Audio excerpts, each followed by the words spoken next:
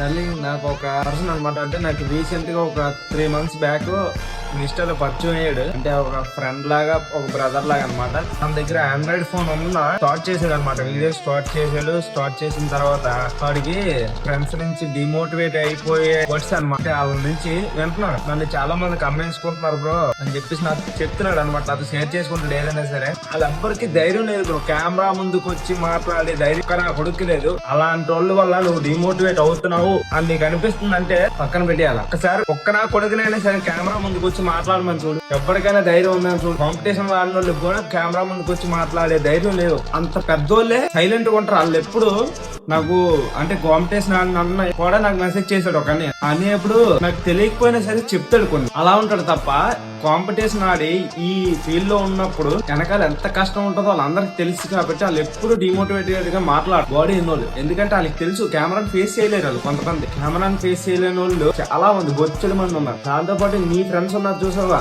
వాళ్ళని కమ్మేసుకుంటున్నారంటే వాళ్ళకి చేత కాదు. మీరు చేతకాని నా కొడుకులే ఇలా వచ్చి మాట్లాడతారనమాట.